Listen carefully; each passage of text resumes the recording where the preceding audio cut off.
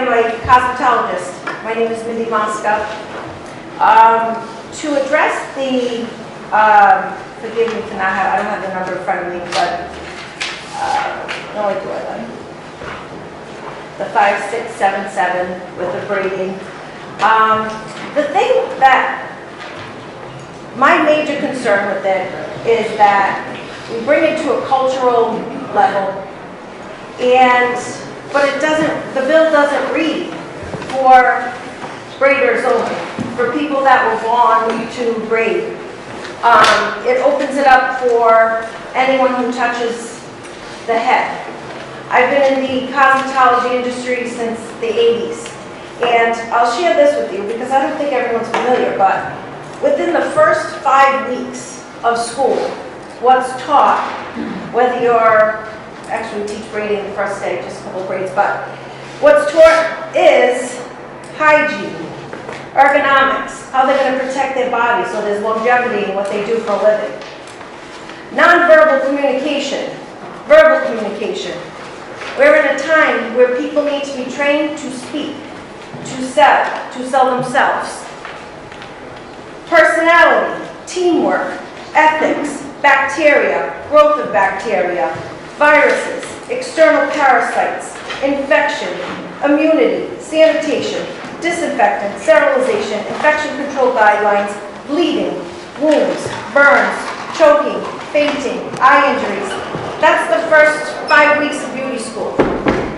So, with braiding, you could say it's just braiding and it's a birthright, and it is beautiful. I have seen students, I mean, I'm proud to say we have alumni that do some of the Boston Celtics, the Patriots, I mean, they make shamrocks. It's the most gorgeous thing you've ever seen in your life. When you get into cutting and when you get into blending, although maybe with ethnic hair, it's a blunt straight across, but this bill does not state it's only for ethnic hair. It is natural hairdressing across the board. And when you get into that and you get into hair that's a silkier texture, you get into slide cutting with scissors. So whether you're blunt cutting and you're cutting straight across like a piece of paper, or you go to a different texture here, which isn't addressed because we're only addressing, we're saying that it's only for ethnic hair, but that's not what the bill states. So when you get into other textures of hair, you're getting into backing up, getting a shear, pointing it towards yourself, and you're getting into, when you do a weave, you're getting into a shock needle that gets threaded. The needle goes into the scalp, pray to God you're trained, it goes around the braid, the hair gets weft on and sewn, just like you would sew a shirt. So picture if a shirt was on you, and I asked you to sew it onto me with a needle and thread. That's how hair weaving's done. So I just wanted to touch upon that my big concern is not to take away from anyone from history. I don't want to take away from birthright. I don't want to take away from that. That's not what the bill states. The bill states for all. So I have a niece right now that's coming to beauty school with me, and I have another niece that sells insurance at MetLife. She says to me, Auntie, when I look at that bill, I can go do what Victoria does? I said, that's what that bill says. You can sell insurance, and then at night you can go do washes and blow dries and cut one hair and do some hair extensions. And trust me, if I could show you, I have a bald spot on the side of my head from a hair extension that got pulled out and not properly. So that is my take on the natural hair bill. Not braiding, because it's not just braiding. I mean, it literally breaks down a cosmetologist to a T minus color. So it's literally saying you don't need any skill at all, and with all due respect, it's what I've done my whole life. My crib was in a salon with my mom. I've done this my whole life. It takes skill. And it's a beautiful thing to have school, especially particularly right now with the young people that need to learn business, how to write a check. They don't know how to write a check. We show them how to write a check. You have to pay taxes. What is commission? What is commission on a sliding sale? It's not just blow drying hair. What we do, with all due respect, is a lot more. It's a package deal. Now, I suggested it last year. I'll suggest it again. I have a beautiful curriculum. It doesn't take 1,200 hours, but definitely it takes education, knowledge, and it takes to know not to spread communicable disease. What do you do if there's blood? What if you do if you get, I just saw it the other day in a salon, the shear in your hand. I mean, it's not just as simple as a birthright of doing a braid. So that's my take on that. Did you want me to go into the other one? So, I am by far not a Brown University economics, but I will share that it's not $1,500 in the state of Rhode Island. It is $1,200. That wasn't reduced about, I don't know if it was a year or two ago. It was reduced. I also work at beauty schools in Massachusetts. It is 1,000 hours. The difference between Rhode Island and Massachusetts particularly is the licensing. So in Massachusetts, they say, yes, you can come for 1,000 hours, but at the end of the 1,000 hours, we're not going to give you a whole license. We're going to give you a little piece of a license. You're going to be considered a junior stylist. And with that junior license, you have to work under a senior stylist for so many hours and so much time. And then in the end, you're going to go have to take another test. So although Massachusetts and New York are 1,000 hours versus 12, not 15, there are some loopholes and some other things involved. Also in the UK, where they do have an apprentice, it's like 4 years, and they literally make, I think where I read, $4 an hour until they do that 4 years of grinding and watching someone and that sort of thing. So as far as like the numbers go, and I think maybe what I was hearing is it's more, you know, about the license and getting a license. But the testing, first of all, the testing isn't just a written test, it's also a practical test, and it's can they actually do what's learned, and are they going to be able to then go do it in the salon. So numbers-wise and hours-wise, it's, we are not 1,500. We are 12, recently was reduced, and honestly, because I work in 2 schools, I work in a school in Massachusetts, that's 1,000, and I work in a school in Rhode Island, that's 1,200 hours. The only thing that gets reduced that can really be just crammed out is their practical experience with people that come in that they practice on. And that's what they get by being a junior licensed person versus a fully licensed person in Rhode Island. So in Rhode Island, that 1,200 gives you the experience that they go and work into a salon. We don't have a lot of assisted programs. There's many more assisted programs in Massachusetts. Thank you, Chairman. You referenced an unfortunate mishap. We have a bald spot from an improper week. How did that happen? No, an improper hair extension. Hair extension? Yes. Did that happen at the hands of someone with a license? That happened with me. You did it to yourself? That happened with me. So the hours and the license and everything No. didn't stop you from... It was put in. No. Right here. Yeah. All right. It happened with me. It was put on, right? Yeah. And then I didn't properly take it off because I don't know how to even work them. And I gave myself a bald spot. So with all of your expertise, you still made that mistake? I don't have expertise in the hair extensions. No, I don't. I haven't done hair in about 27 years. So hair extensions have gone way beyond my knowledge now. But you know everything else. You know, you're very well versed in your craft. I don't do hair. I haven't done hair in about 27 years. I'm an administrator. Okay. So therefore, if I went to a professional who knew how to take care of my hair, I wouldn't have the bald spot in my head. But because I had no knowledge, I honestly didn't. I did not properly blow dry it because I didn't know how to use it, and I actually pulled it right out of my head. So I think the point I'm making is it can happen to anyone. But it wouldn't happen if I knew what I was doing. That's my point. Yes. So you say you work for a couple of beauty schools? Yes. So if this bill was implemented, you'd lose business. Whose business how? Well, you're running cosmetology schools, so Right. if we They reduce still have to the go to hair school. braiding, then they would not have to attend your school. No, they still have to. They're not saying eliminate all hours. Well, there's 2 bills in play. Are you Yeah, talking there's about two the hair different braiding things that's now? going on. Yeah, he's speaking on the hair braiding. Oh, okay. Yeah. In other words, No, because they still have to learn how to do chemicals, for those that want to learn how to do chemicals. if you're just doing hair braiding, you have to learn how to do chemicals?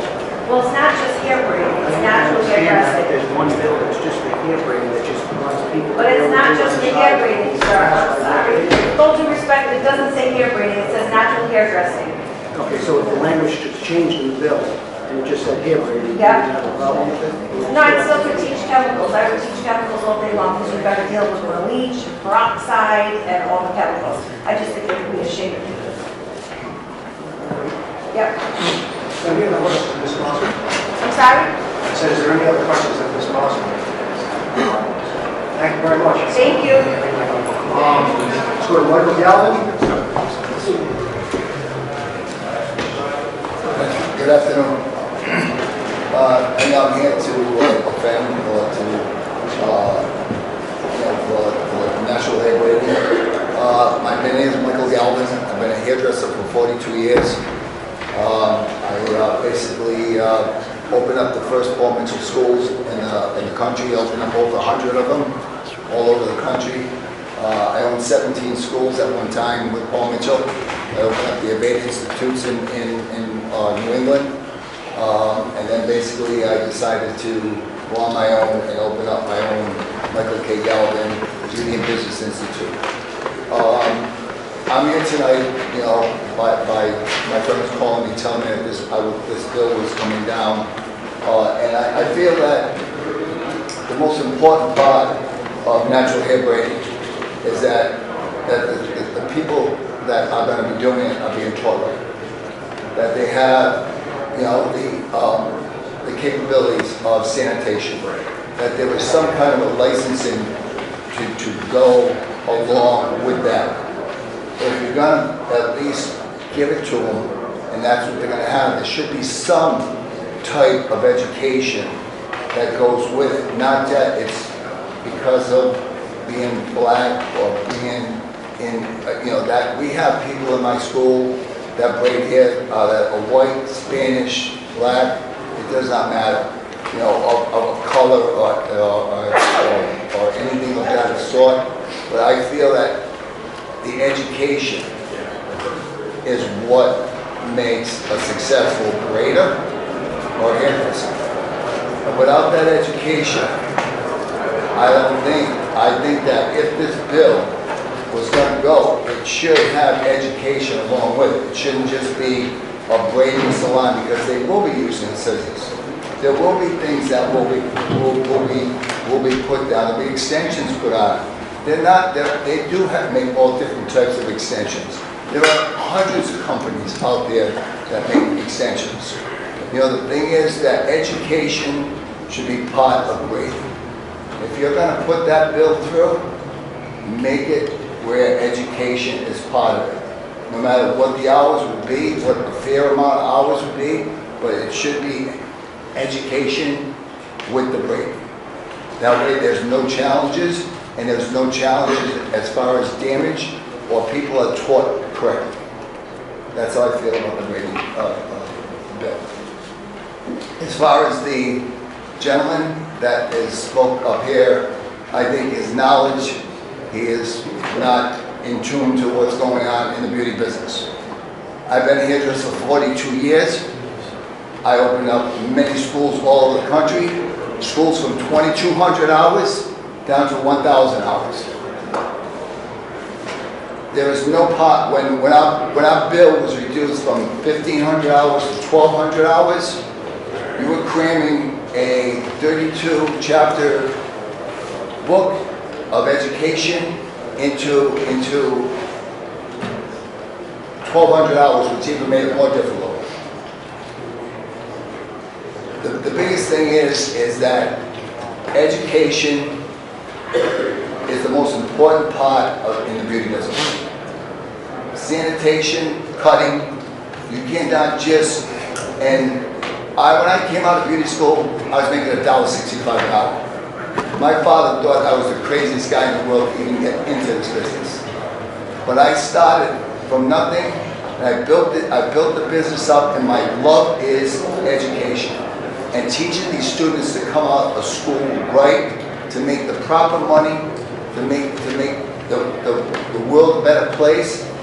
And the biggest thing is that we can't, reduce these hours, because if these hours ever went to 500 hours, do you know that not one Rhode Islander can go anywhere in the country and they'd have to start their schooling all over again? Or that school would have to accept that 500-hour program.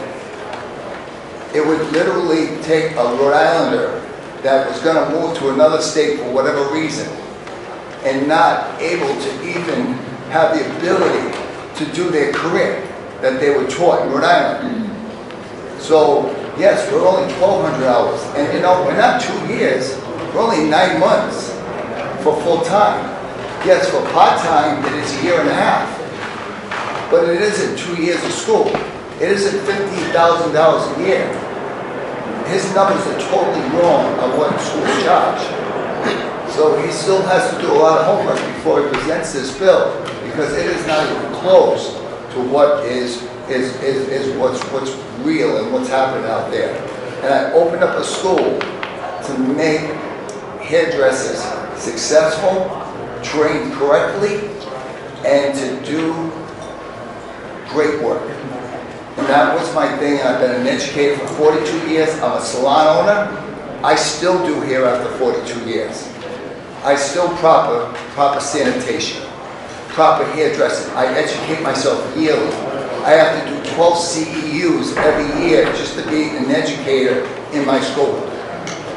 So there is a lot more to do with this than just getting 500 hours. Thank you, Mr. Galvin. Any questions, Mr. Galvin? You have a couple of schools, you said? I said that. In 2003, I opened up the first Paul Mitchell school in the state of Rhode Island. After that time, I opened up 100 of them, and I owned 17 of them throughout the country. You own the, I sold them back. you sold it back. Yes, sir. You don't want to own it. Yes, sir. Okay, and the hair braiding, that, I just can't get away from that. Do you believe that you need a license, you need to go through all those state protocols just to braid hair?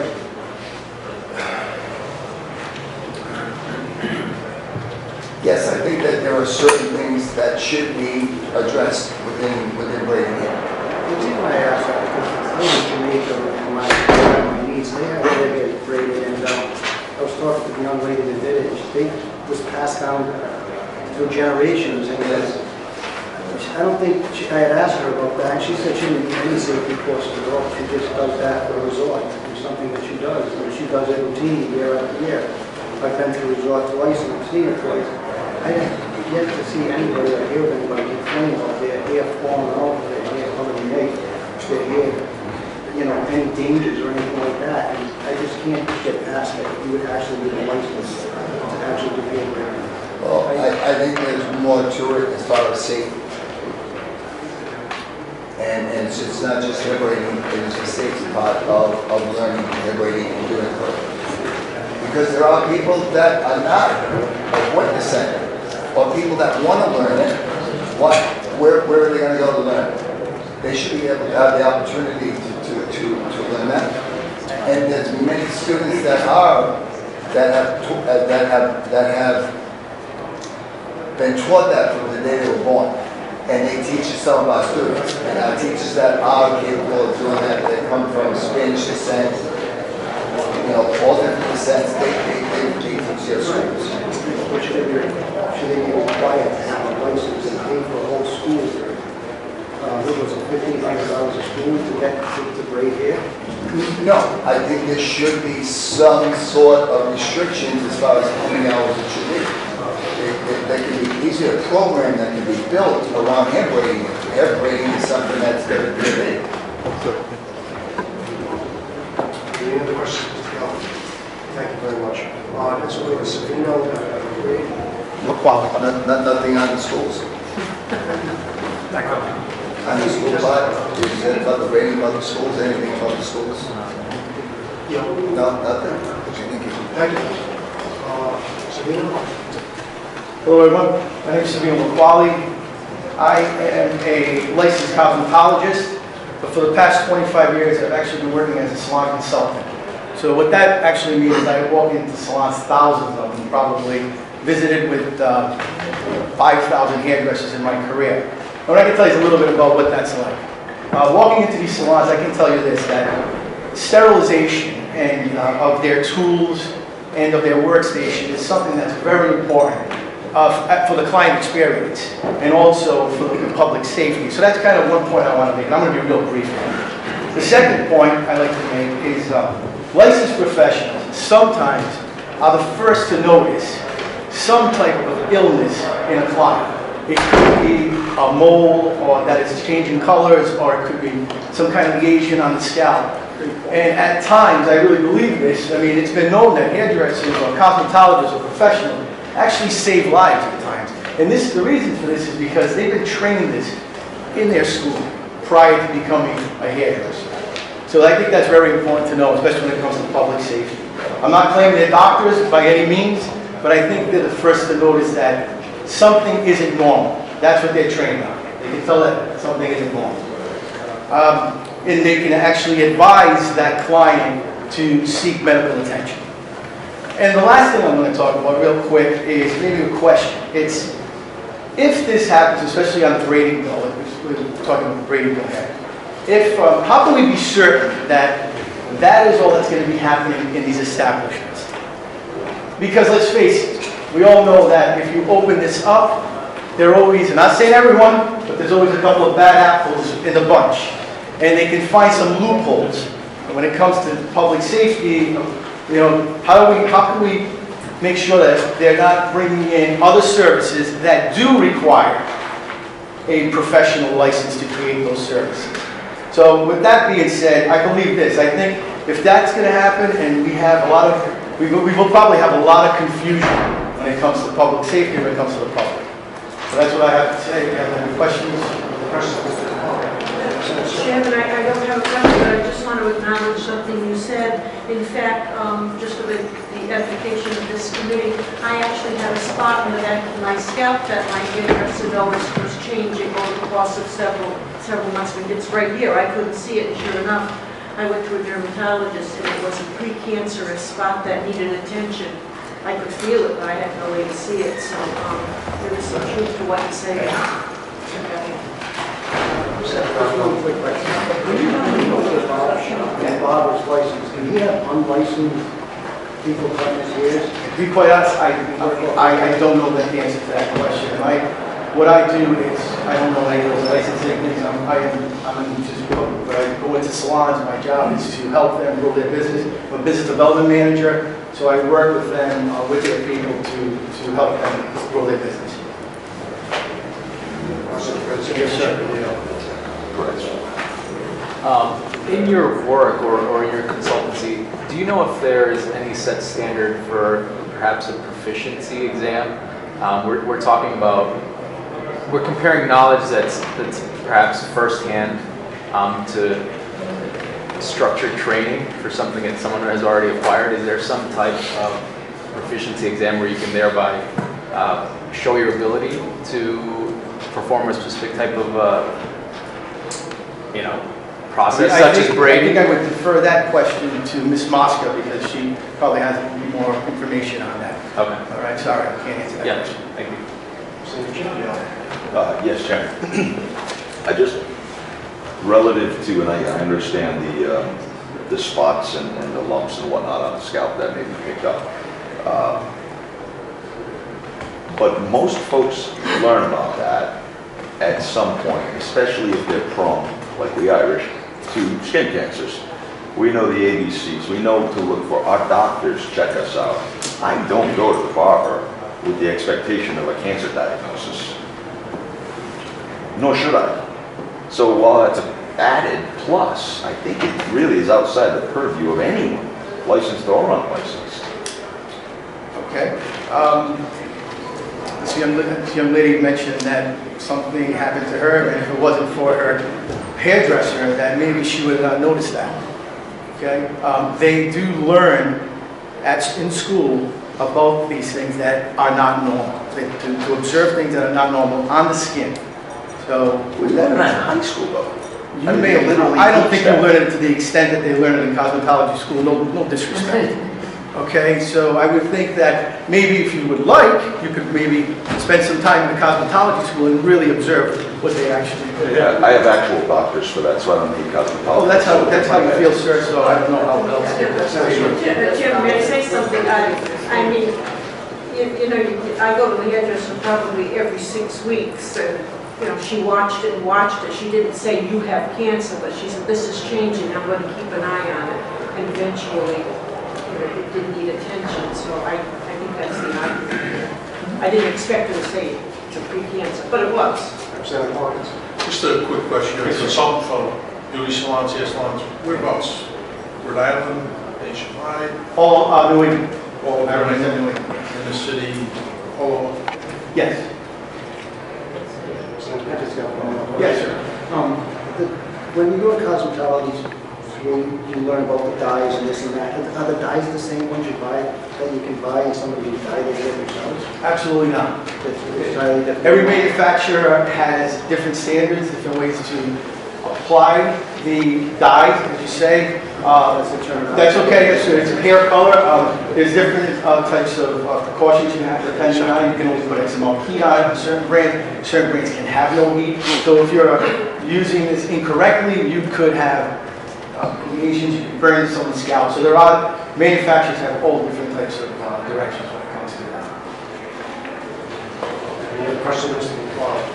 Thank you very much. Thank you. Somebody else from Brazil signed up. There's an animal circle around it.